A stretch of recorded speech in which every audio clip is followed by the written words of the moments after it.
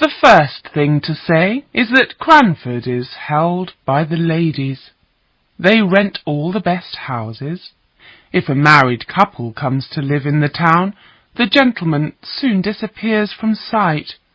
He's either frightened away by being the only man at the Cranford evening parties, or he is at his business all week in Drumble, 20 miles away by train. Anyway, what is there for a gentleman to do in Cranford? The town already has a doctor, and the ladies manage everything else perfectly well themselves. They keep the gardens tidy, and their maidservants busy.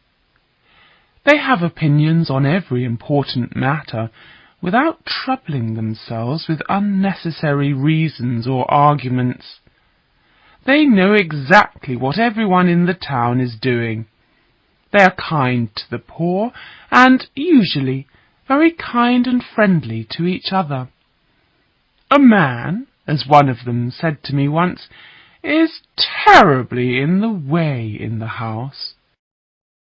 The Cranford ladies are not fashionable, and they prefer the old ways. When I lived there, they had exact rules for visiting, which they explained most seriously to any young people who came to stay. Our friends have asked how you are, my dear, after your journey. They are sure to call on you the day after tomorrow. So be ready to receive them from 12 o'clock. From 12 to 3 are our calling hours.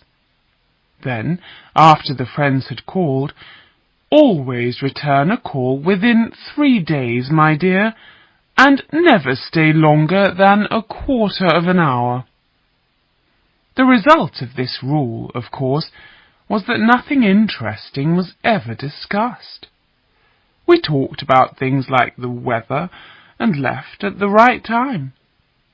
One or two of the Cranford ladies were poor, I imagine, but they tried to hide it, and the others kindly helped. When Mrs. Forrester gave a party and her little maid had to get the tea tray from under the sofa on which we sat, everyone just went on talking. And when Mrs. Forrester pretended she did not know what cakes were on the tray, no one looked surprised. But we knew, and she knew that we knew, and we knew that she knew that we knew that she had made the cakes herself that morning. In fact, the Cranfordians thought it was vulgar, a favourite word, to give anything expensive to eat or drink at their evening parties. Thin bread and butter was all that the Honourable Mrs. Jameson gave, and she was related to the late Lord Glenmire. Yes, spending money was always vulgar, and we certainly did not tell anyone that we had very little to spend. So I shall never forget the horror when an old army captain came to live in Cranford and spoke openly about being poor. In the street! The ladies were already rather cross about the arrival of a gentleman, and even more cross that he was going to work for a new railway near the town. If, as well as being a man and working for that awful railway, Captain Brown was going to talk about being poor, then nobody must speak to him. I was surprised, therefore, when I visited the town a year after the captain arrived, to discover that he had made himself very popular. My own friends had been strongly against calling on him, but now they welcomed him into their house, even before 12 o'clock in the morning. He had been friendly and sensible, though the Cranford ladies had been cool, and at last his helpfulness had won him a place in their hearts. Captain Brown was living, with his 2 daughters, in a small house on the edge of the town. He was probably over 60 at this time, though he looked younger. In fact, Miss Brown, his elder daughter, looked almost as old as he did. She was only about 40, but her face was white and tired. Miss Jessie Brown was 10 years younger and 20 times prettier. Her face was round and had dimples. Miss Jenkins once said, when she was annoyed with Captain Brown, for a reason I'll explain later, that it was time Miss Jessie stopped having dimples and looking like a child. There was indeed something childish about the way she looked, but I liked her face. So did everybody. And I do not think she could prevent the dimples. I first saw the Brown family together in Cranford Church. The captain sang loudly and happily, and when we came out, he smiled at everyone and patiently helped Miss Brown with her umbrella. I wondered what the Cranford ladies did with him at their card parties. We had often been glad in the past that there were no gentlemen to worry about. Indeed, we had almost persuaded ourselves that it was vulgar to be a man. So now, when Miss Deborah Jenkins, with whom I was staying, gave a party for me and invited the Browns, I wondered how the evening would go. It was the 3rd week of November, so it was dark by 4 o'clock. The card tables were arranged. Candles and clean packs of cards were put on each one. The fire was lit. The maid was given final orders. And there we stood in our best dresses, ready to light the candles as soon as the first person knocked at the door. The Browns arrived when the tea trays were on the tables.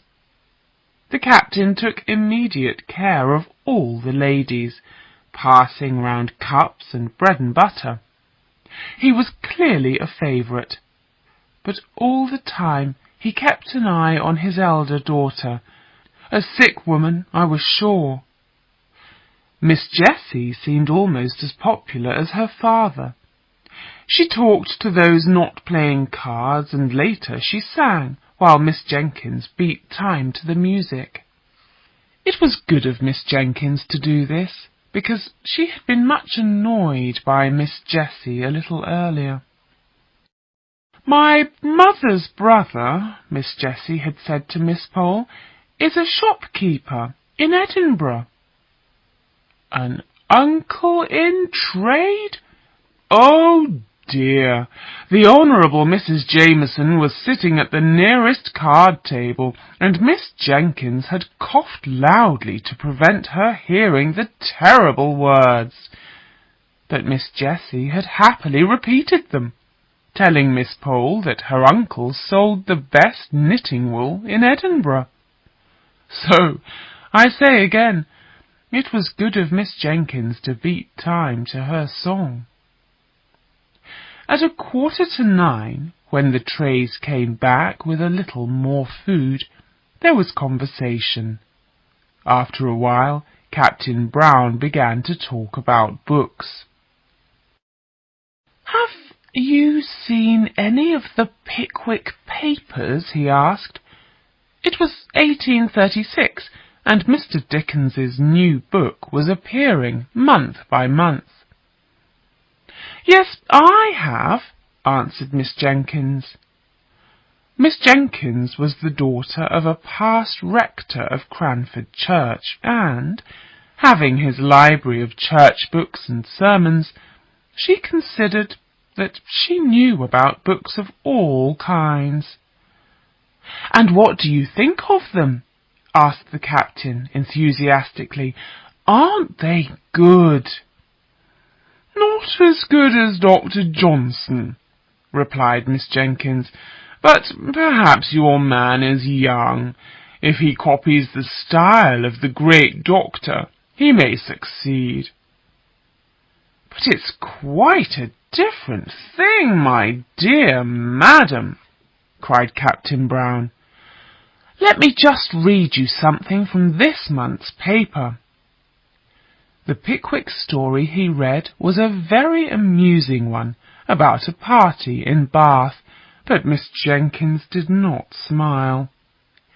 She sent me to fetch Dr. Johnson's Rasselas, and read us a slow conversation full of long words between Rasselas and his teacher. "Now you understand," she said grandly as she put the book down, "why I prefer Dr. Johnson as a writer. Beginners should copy his style. I did, when I began to write letters. Your favourite should do the same." "I hope he won't copy anything so self-important," said Captain Brown. He was sorry later for what he had said, and stood near Miss Jenkins's armchair, trying to please her, but she did not give in. The next day she said what she thought of Miss Jessie's dimples.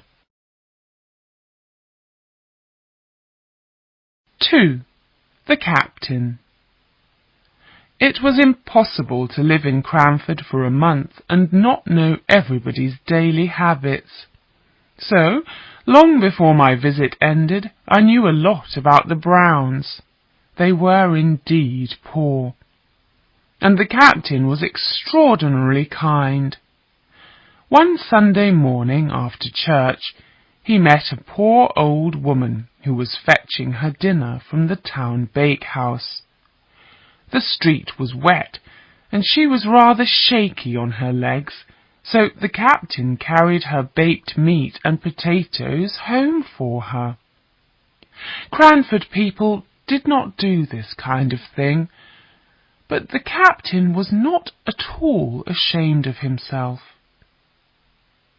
Miss Jenkins could not forgive Captain Brown for his unkind opinion of Dr. Johnson, so I did not see much of the family until I went on to stay with Miss Pole.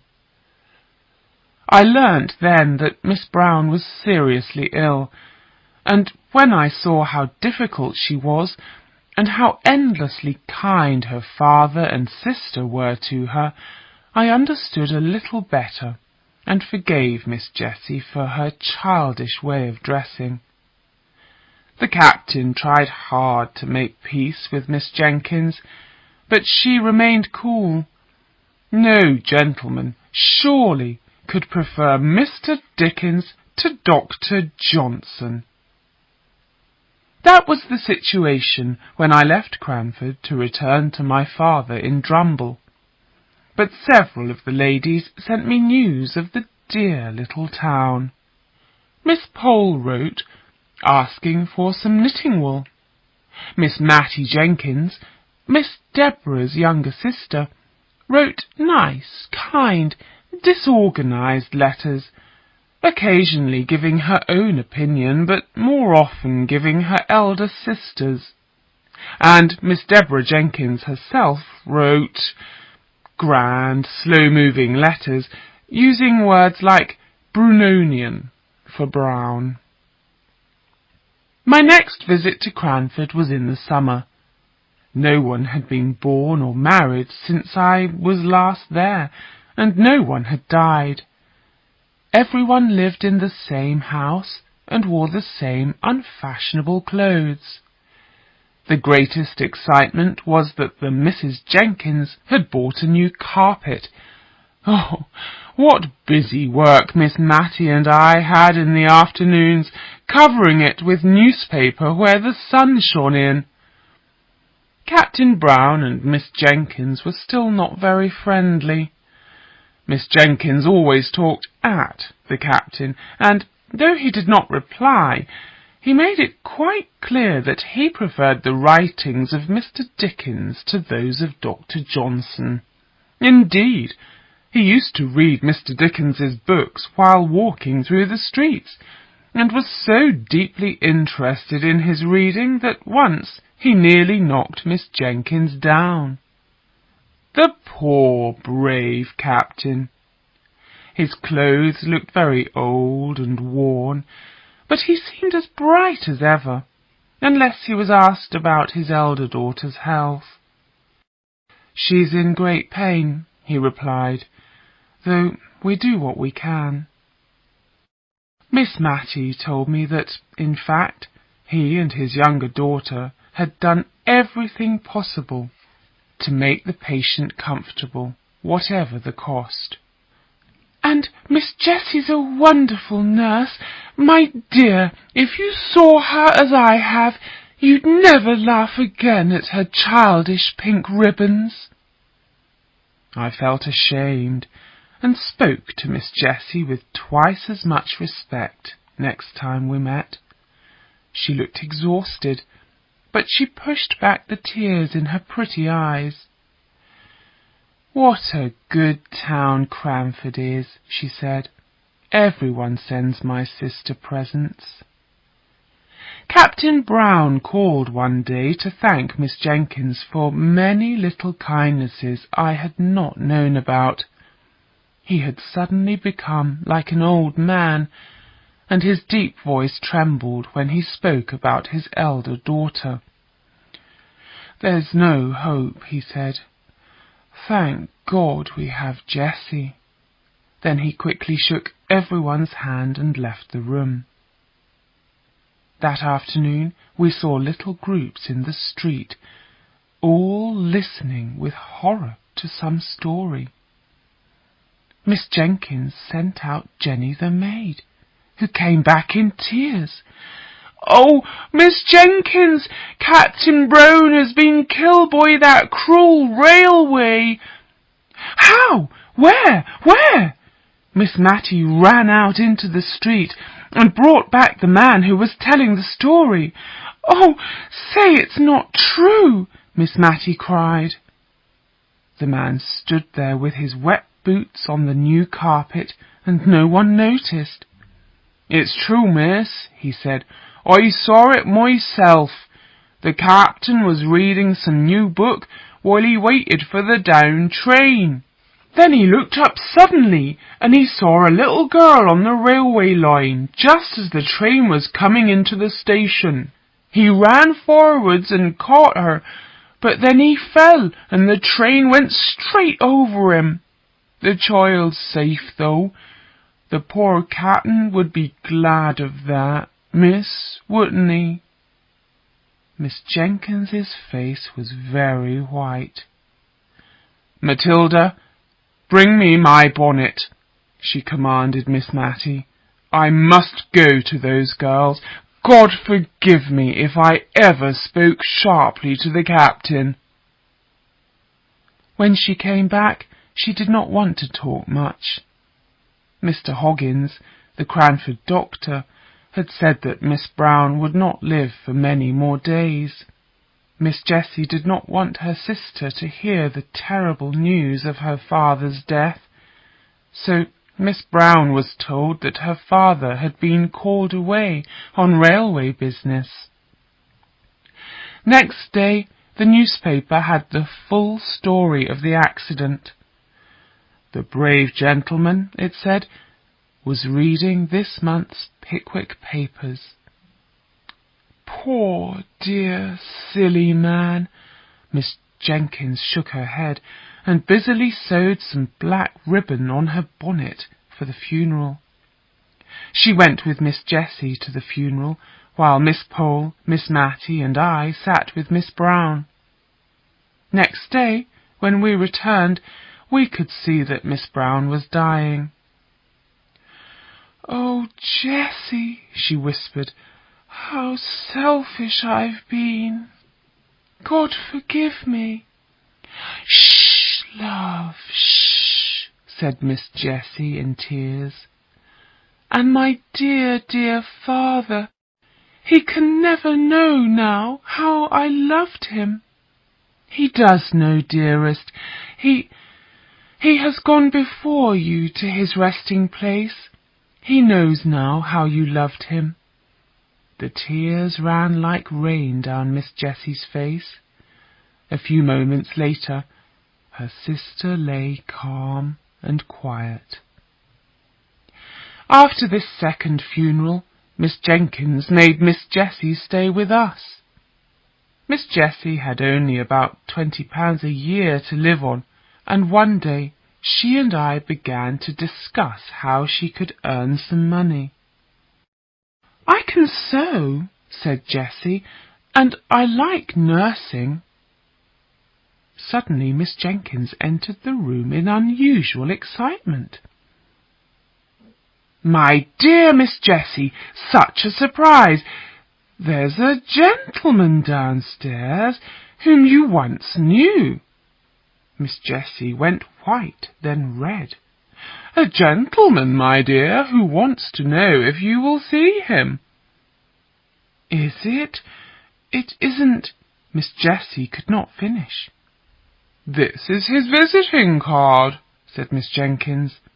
She gave the card to Miss Jessie and made a strange face at me over her head.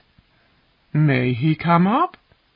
Oh, yes," said Miss Jessie.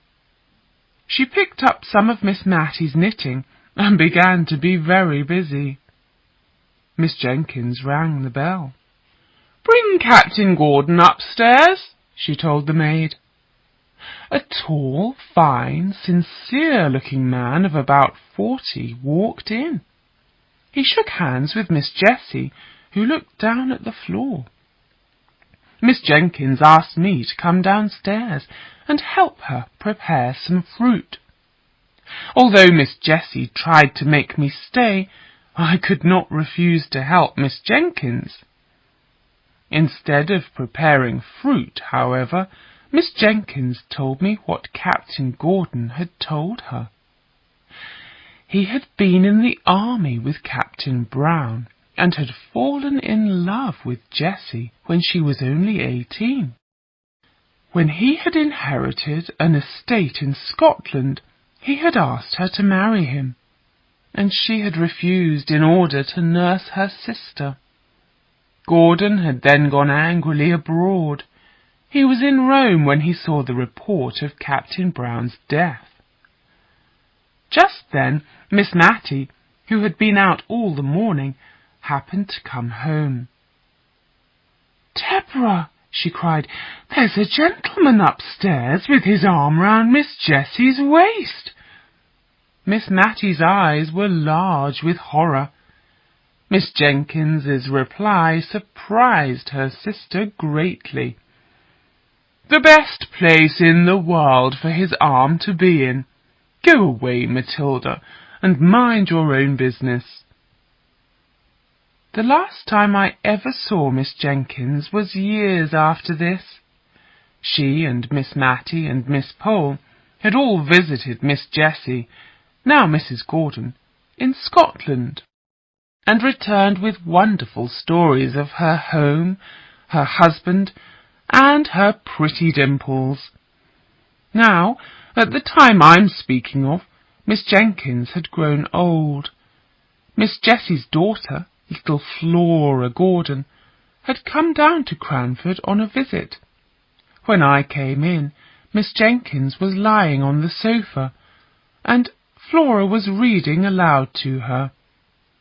"Ah, my dear," Miss Jenkins said to me, "I cannot see as well as I used to. Did you ever read Rasselas? It's a wonderful book, wonderful, and so good for Flora. Much better than that strange book by Mr. Dickens that killed poor Captain Brown." 3.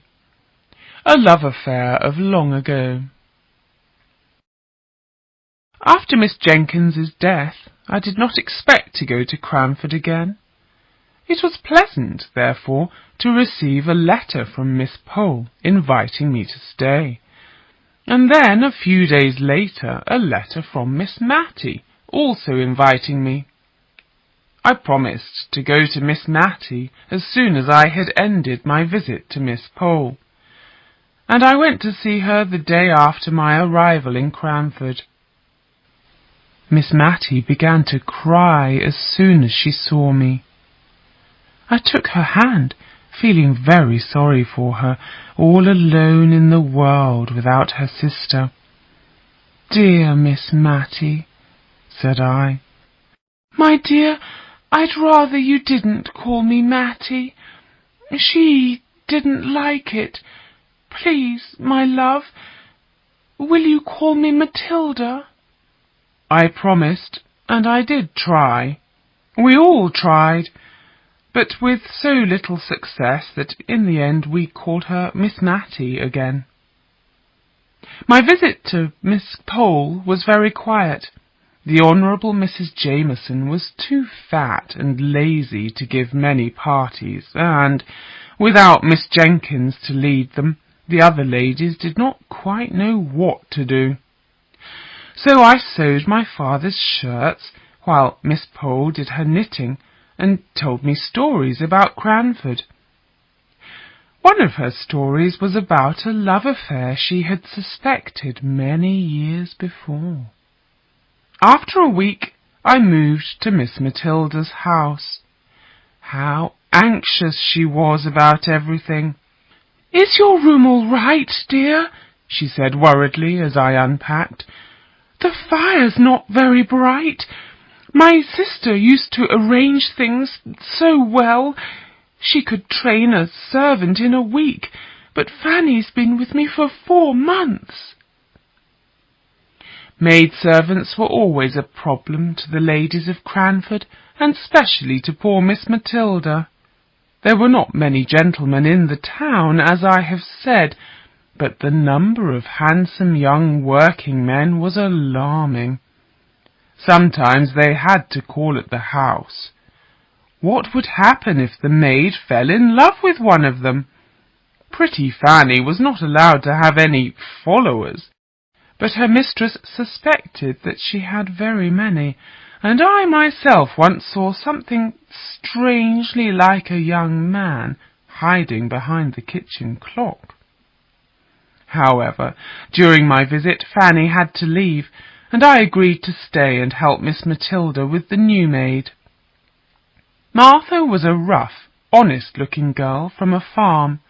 I liked her, and I promised to teach her the rules of the house. These rules were, of course, Miss Jenkins's rules. Miss Matilda had whispered against many of them during her sister's life, but now they must stay. About that she was certain. About everything else she was anxious and undecided. And now I come to the love affair. It seems that Miss Pole had a cousin who, long ago, had asked Miss Matilda to marry him. His name was Thomas Holbrook, and he lived a few miles from Cranford on his own estate called Woodley. He was a real countryman, very open and sincere, Miss Pole told me. He reads aloud, she added, more beautifully than anyone I have ever heard, except Mr. Jenkins, the late rector. Why didn't Miss Matilda marry him? I asked. Perhaps the rector and Miss Jenkins didn't think cousin Thomas was enough of a gentleman for her. You know the Jenkinses are related in some way to Sir Peter Arley. Miss Jenkins was very proud of that. Poor Miss Matty. Has she ever seen Mr. Holbrook since? I don't think she has. He stopped coming into Cranford after she refused him. And how old is he now? About 70, my dear, said Miss Pole.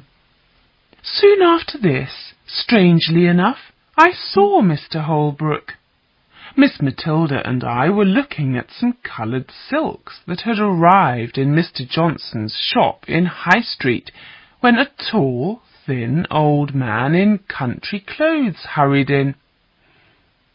He waited impatiently, then told the shop boy what he wanted.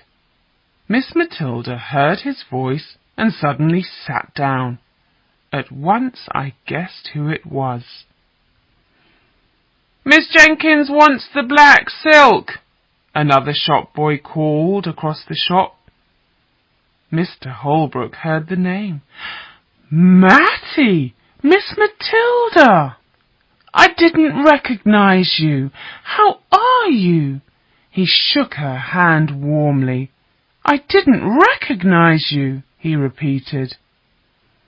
We left the shop without buying anything, and Mr. Holbrook walked home with us. He was clearly delighted to meet his old love again. He even spoke of Miss Jenkins as your poor sister. Well, well, we all have our faults. And he said as he left us that he hoped to see Miss Matty again soon. She went straight to her room. When she came down at tea time, I saw that she had been crying. A few days later a note came from Mr. Holbrook. It was now June. Would Miss Matty and I like to come out to Woodley for a day? He asked. He had also invited his cousin Miss Pole, so the three of us could ride in the same carriage. At first Miss Matty refused to accept. Then, when we finally persuaded her, she went back to the shop and chose a new bonnet for the visit. It was clear that she had never been to Woodley before. She trembled as we drove there, and I could see that she was thinking about the past.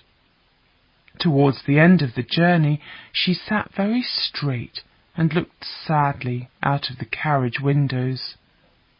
The house itself stood among fields, and there was an old garden full of roses and little fruit trees.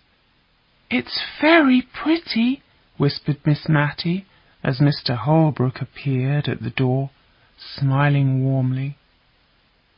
The day passed very happily.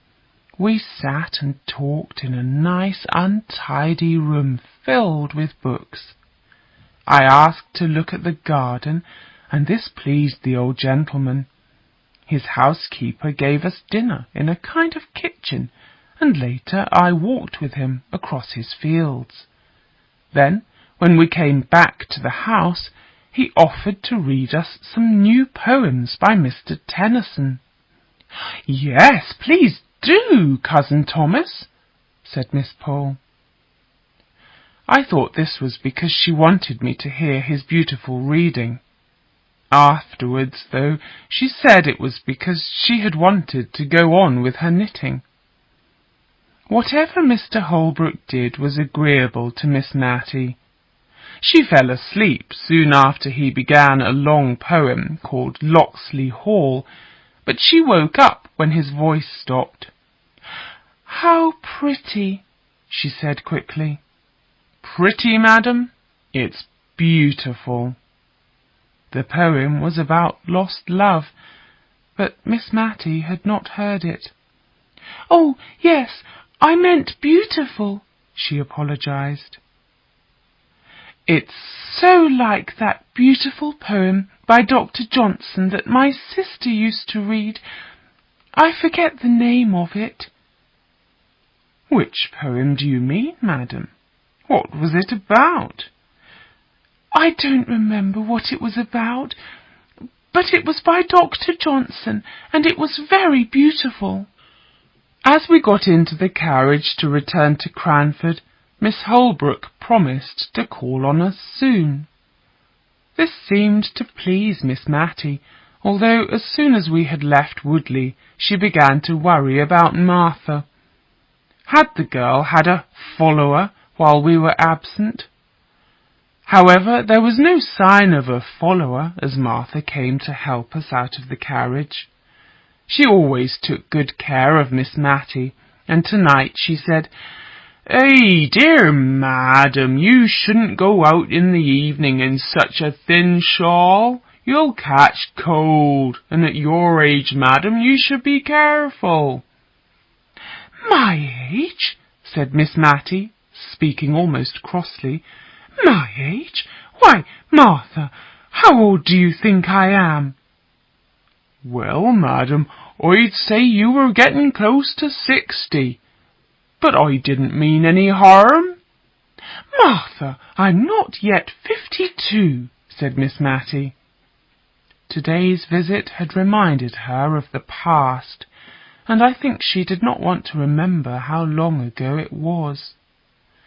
Miss Matty said nothing to me then or ever about Mr. Holbrook, but by careful watching I saw that she still loved him. She now wore her best cap every day and sat near the window to see down into the street. He came. He asked politely about our journey home from Woodley. Then suddenly he got up. "Well, madam," he said to Miss Matilda, "can I bring you anything from Paris? I'm going there in a week or two." "To Paris?" "Yes, I've always wished to see it. Oh dear, I almost forgot. Here are the poems you liked at my house." He pulled a small packet from his coat pocket and gave it to her. "Goodbye, Matty," he said. "Take care of yourself."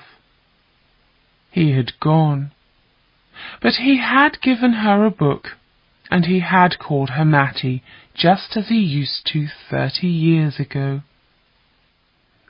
Soon after this I left Cranford, ordering Martha to take good care of her mistress, and to write to me if anything was wrong. In November she sent me a note to say that Miss Matilda was very low and not eating her food, so I went back. Miss Matty certainly looked white and miserable. I called on Miss Pole next morning and learnt that Thomas Holbrook was seriously ill. The journey to Paris had been too much for him. So that was why Miss Matty was miserable. "I must come back with you, my dear," said Miss Pole, "because I promised to give Miss Matty the latest report on Cousin Thomas.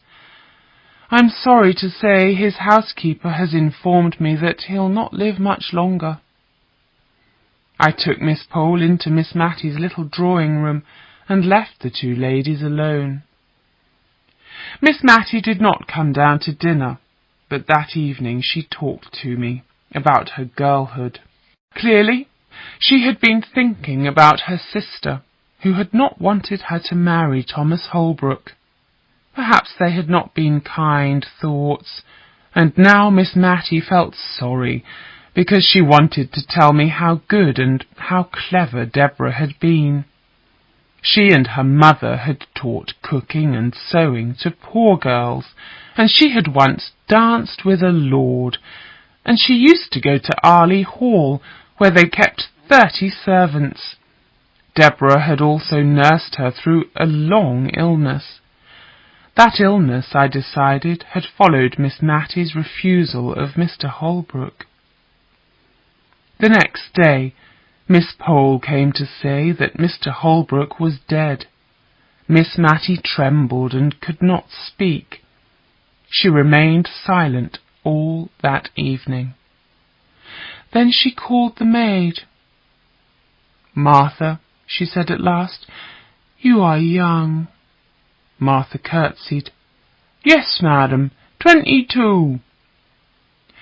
"I did say that you must not have any followers, but perhaps, Martha, you will one day meet a young man whom you like and who likes you. If you do, and if I decide that he is respectable, he may come to see you once a week." Miss Matty was surprised, very surprised, by Martha's ready answer. "Please, madam, there's Jem Hearn, madam. He earns 3 and 6pence a day, and he's 6 feet tall, and he'll be glad to come tomorrow night." 4. Poor Peter. I have often noticed that everyone has some little meanness. Miss Matty Jenkins was mean about candles. In the winter afternoons She used to knit for hours just by firelight, and though candles were brought in with our tea, we never burnt more than one of them. One evening, I remember, this meanness quite annoyed me. Miss Matty had fallen asleep, and it was too dark for me to sew even in front of the fire. When Martha brought in the lighted candle and tea, Miss Matty woke up with a sad little jump. She had been dreaming about her early life, I think, because all through tea she talked about her childhood. Then, afterwards, she went to her room to fetch some old family letters. I wanted more light by which to read them, but Miss Matty still refused to light a second candle. The earliest letters were 2 yellow packets tied together. "Letters between my dear parents before their marriage in July 1774, said Miss Jenkins's writing. The rector of Cranford was about 27 at that time, and Miss Matty's mother was not yet 18. The only writing of the rector's I had seen before was a grand sermon in the style of Dr. Johnson. So it was strange to read these fresh young letters from him, full of love for his Molly. The girls' letters were rather different, all about wedding clothes and a white silk dress she desperately wanted. "We must burn them, I think," said Miss Matty doubtfully. "No one will care for them when I've gone." One by one, she dropped the letters into the fire. The room was light enough now. The other letters were written between about 1775 and 1805. There were sweet letters between the mother and grandmother when Deborah was born. There were later letters from the rector, full of Latin words. There were badly spelt replies from his wife about beautiful little Matty. And there was one letter from the grandfather about a son.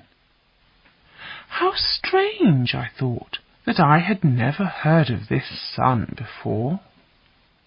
Then we came to Miss Jenkins's letters. It took us 2 nights to read them all. The longest ones were written during a visit to Newcastle upon Tyne, early in 1805. Some people were expecting Napoleon Bonaparte to land there, and Miss Jenkins was clearly alarmed.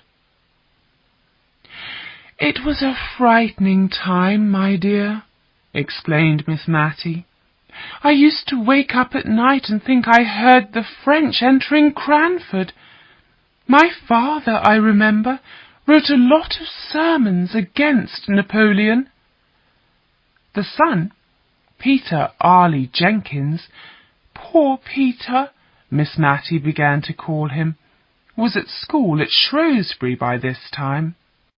The rector wrote in Latin to his boy, and the boy wrote back careful show letters with notes to his mother at the end.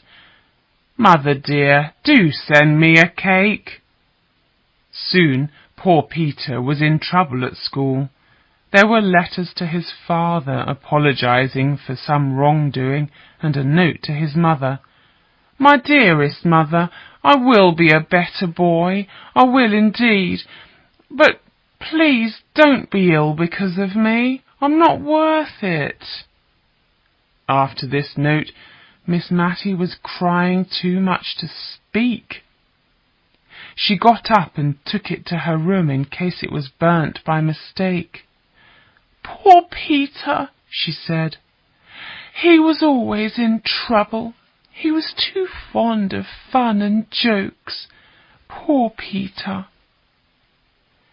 Peter won no honours at school, it seemed, and he was brought back to Cranford to study at home.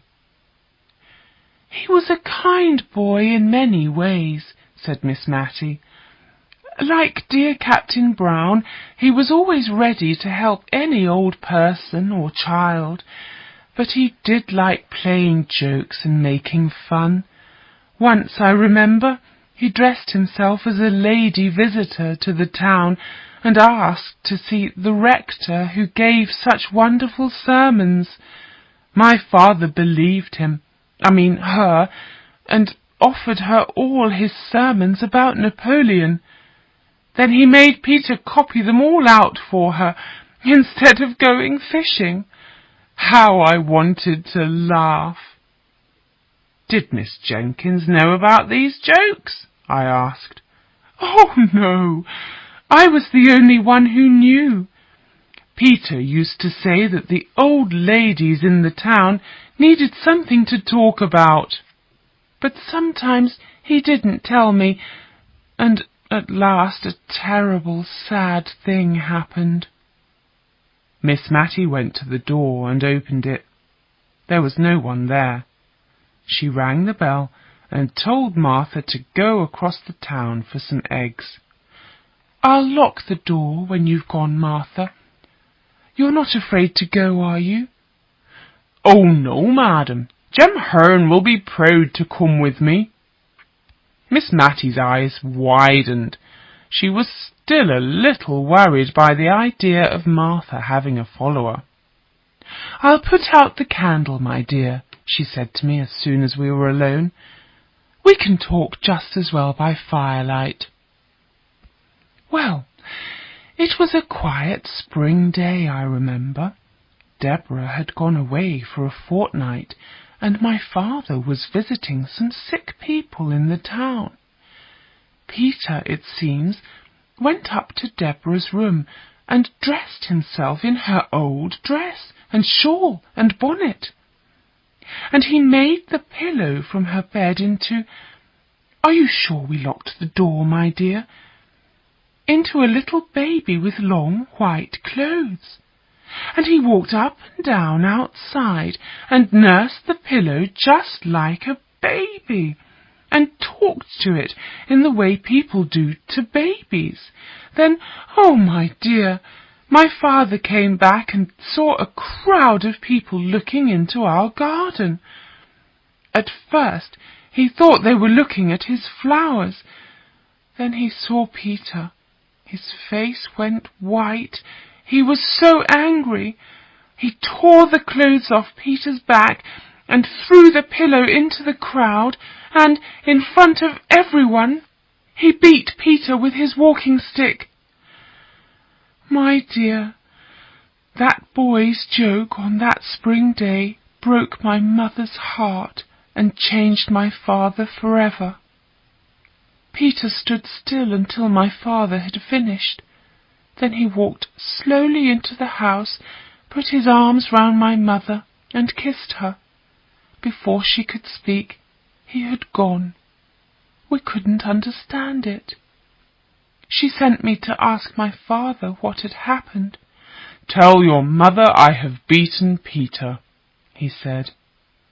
When I told her, my pretty little mother sat down very white. Then we began to search the house. It was a big old house, and we searched and searched. "Peter, dear," my mother called softly, "it's only me."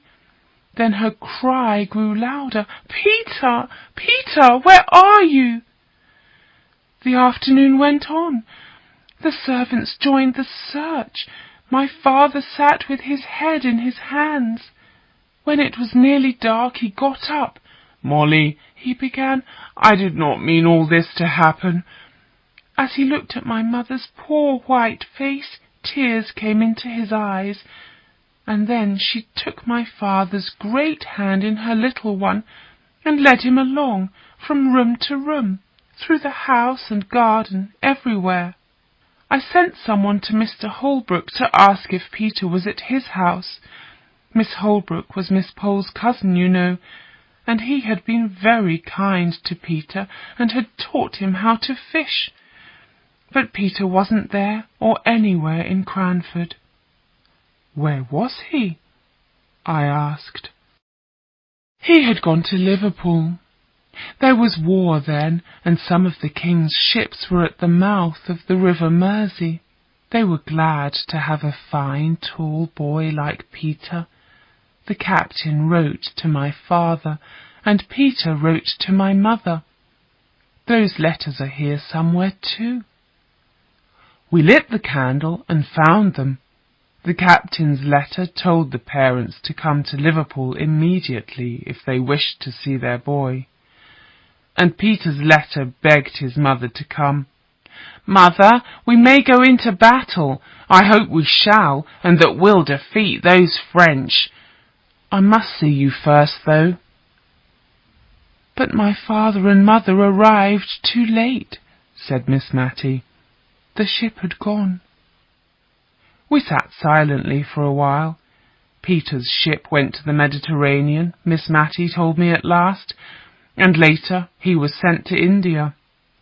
Her mother had never been strong, and she died less than a year after he went away. And the day after her death, yes, the day after, a packet arrived for her from India, from her poor boy. It was a large, soft, white shawl. Deborah took it in to my father, and he held it in his hands and said, "She always wanted a shawl like this. We'll bury her in it." Peter would like that.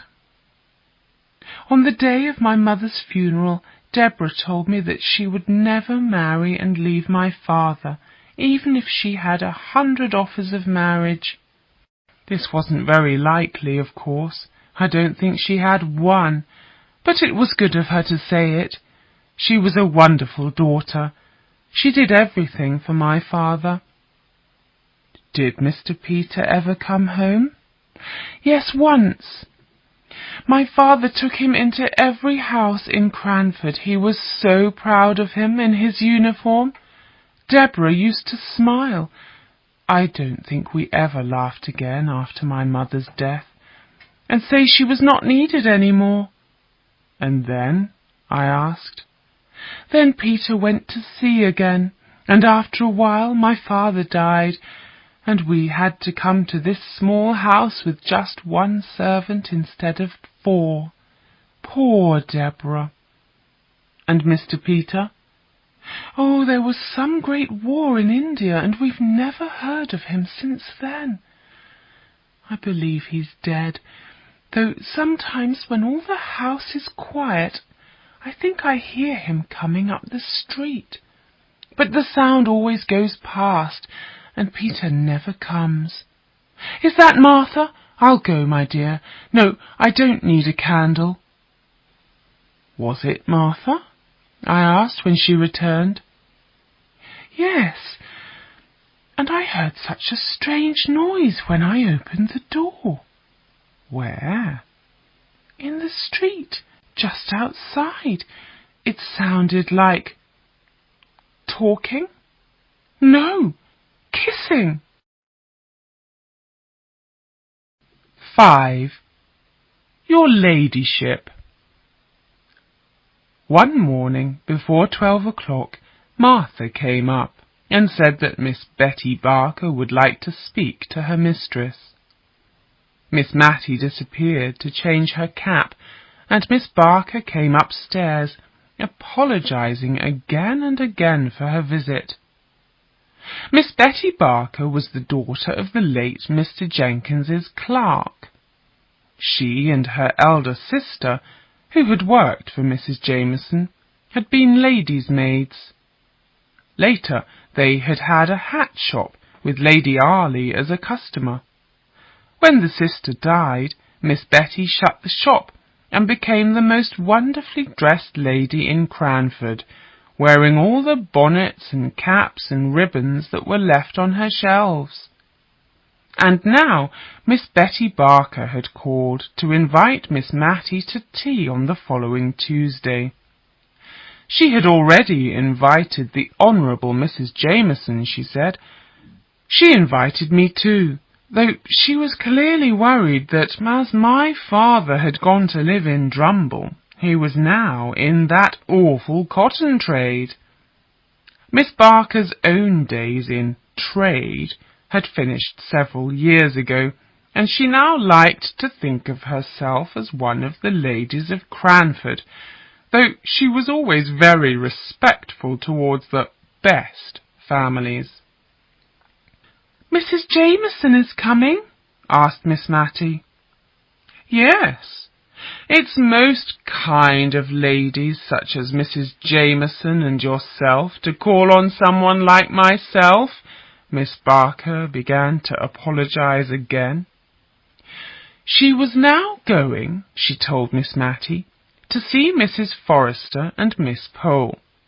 "Of course, I invited you first, madam, as a rector's daughter, but we must not forget that Mrs. Forrester is related to the Biggs of Bigelow Hall, so I shall invite her before I invite Miss Pole." "And Mrs. Fitzadam?" asked Miss Matty. "No, madam. I have great respect for Mrs. Fitzadam, but Mrs. Jameson would not like to meet her, I think." Miss Barker rose. "Will you come to my little house at 6:30, Miss Matilda? That's when Mrs. Jameson has promised to come." Miss Betty Barker curtsied and left. Mrs. Fitzadam was the sister of Mr. Hoggins, the Cranford doctor. Their parents were respectable farmers, but they did not belong to Cranford society. When Miss Mary Hoggins married Mr. Fitzadam, whoever he was, she left the town. Then, after his death, she reappeared as a widow in black silk, and rented a large old house. I remember that the ladies of Cranford met to discuss whether they should visit her. The matter had still not been decided when Miss Jenkins died. However, as most of us are either unmarried or widows without children, Miss Pole had said, we'll soon have no society at all if we don't change our rules a little. So everybody called on Mrs. Fitzadam. Everybody except Mrs. Jameson, who was related, of course, to the family of a lord. She used to show how important she was by never seeing or speaking to Mrs. Fitzadam when they met at the Cranford parties.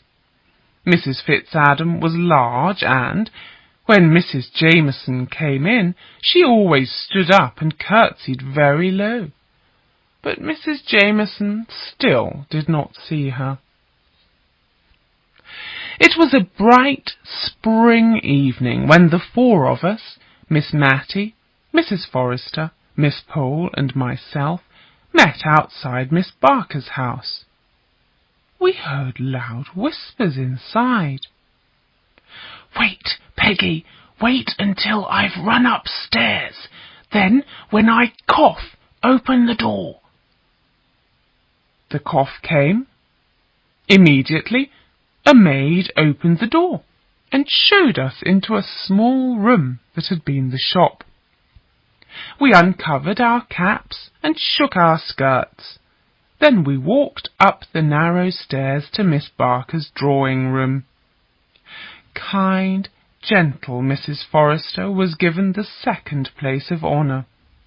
The first place, of course, was for the Honourable Mrs. Jameson, who soon came heavily up the stairs. And now Miss Betty Barker was a proud, happy woman. Peggy the maid came in with a generous trayful of cake. Did the ladies think this vulgar, I wondered? Clearly they did not. All the cake disappeared. I saw Mrs. Jameson eat 3 pieces, slowly, with an expression not unlike a cow's. After tea, the ladies played cards, all except myself. I was rather afraid of the Cranford ladies at cards, and Mrs. Jameson, who fell asleep in her armchair. I enjoyed watching the 4 ladies' caps at the card table, and hearing Miss Barker's "Shh, ladies, please, Mrs. Jameson is asleep." Then the door opened. Mrs. Jameson woke up, and Peggy came in with another trayful of good things. We did not usually eat supper, but politely and hungrily we gave in. We even accepted a little drink. Suddenly Mrs. Jameson gave us some news. "My sister-in-law, Lady Glenmire, is coming to stay with me." "Indeed," said everyone. Then there was a pause. Did we have the right dresses in which to appear before Lady Glenmire? We felt very excited and unsure. Not long after this, the little party came to an end. Mrs. Jameson got into her carriage, and the rest of us walked home along the quiet little street. At 12 next day, Miss Pole appeared at Miss Mattie's. "What should we call Lady Glenmire?" she asked anxiously. "Must we say your ladyship instead of just you, and my lady instead of madam? You knew Lady Arley, Miss Mattie. What did you call her?" Poor Miss Mattie. She took off her glasses and she put them on again, but she could not remember. "It was so long ago," she said, "and I only ever saw her twice. Oh dear, how stupid I am." "Then I'd better go and ask Mrs. Forrester," said Miss Pole. "We don't want Lady Glenmire to think we know nothing about polite society here in Cranford." "Who is Lady Glenmire exactly?" I asked when Miss Pole had gone. "My dear, she's the widow of Lord Glenmire, and he was Mr. Jameson's elder brother. But I wonder what we should call her." Miss Mattie's worrying was unnecessary. Mrs. Jameson was the next person who arrived, and Mrs. Jameson, most impolitely, made it clear that she did not wish the Cranford ladies to visit her sister-in-law.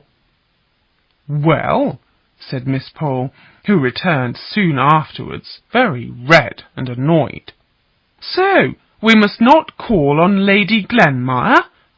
Only the best county families are acceptable visitors, and Cranford society is not good enough, it seems. Yes, I met Mrs. Jameson on her way from here to Mrs. Forrester's, and she told me. I wish I'd said something sharp. Who is this Lady Glenmire, anyway? Only the widow of a Scottish lord, and the 5th daughter of some Mr. Campbell." Miss Pole, usually so kind and calm, was really annoyed. "And I ordered a new cap this morning, in order to be quite ready."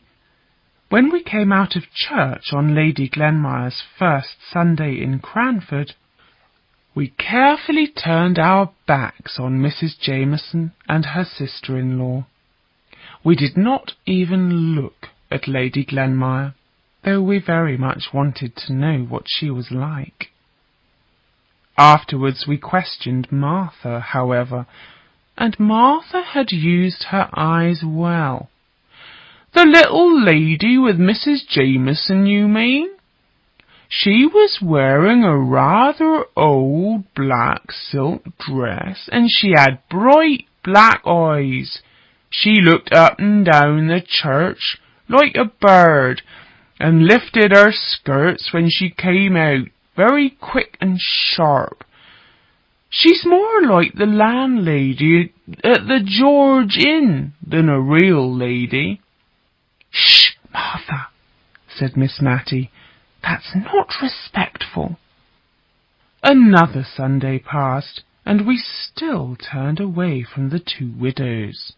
By this time Lady Glenmire was perhaps getting a little bored at Mrs. Jameson's. Whatever the reason, Mrs. Jameson suddenly sent us invitations to a small party. Her man Mulliner brought them himself, coming as usual to the front door instead of to the back like other servants. Miss Matty and I quietly decided not to accept ours, but before we had replied, Miss Pole arrived. "The invitation is for Tuesday," Miss Matty told her. "If you bring your knitting and drink tea with us that evening, I'll have a good reason to refuse." I saw Miss Pole's expression change. "You're not going? Oh, Miss Matty, you must go. We can't let Mrs. Jameson think we care about anything she says. I'm ready to forgive and forget. As a rector's daughter, you should do the same." The fact was that Miss Pole had a new cap and wanted to wear it. So, in the end, Miss Matty bought a new cap too, and so did Mrs. Forrester, and we all went to Mrs. Jameson's party. Mrs. Jameson's drawing-room was not a comfortable room. Neither she nor Mulliner, of whom she seemed a little afraid, did anything to make us feel welcome. Lady Glenmire arranged the chairs agreeably for us, however. Now that we could look at her, we saw that she was a bright little woman of middle age, who had been very pretty when she was young. We were all silent at first, unsure what to say to my lady. At last Miss Pole spoke. "Has your ladyship seen the dear Queen lately?" she asked, and looked proudly round at us. "I've never seen her in my life," said Lady Glenmire in a sweet Scottish voice. "In fact, I've only been to London twice. Have you been to Edinburgh?" she asked hopefully. None of us had, but Miss Pole had an uncle who once passed a night there, so that was very pleasant. Miss Jameson, meanwhile, began to wonder aloud why Mulliner did not bring in the tea, but she did not want to trouble Mulliner by ringing the bell. In the end, Lady Glenmire grew quite impatient and rang the bell herself. Mulliner appeared, looking surprised. "Lady Glenmire rang," said Mrs. Jameson. "I believe it was for tea." Tea came at last. The plates were very thin and fine. So was the bread and butter.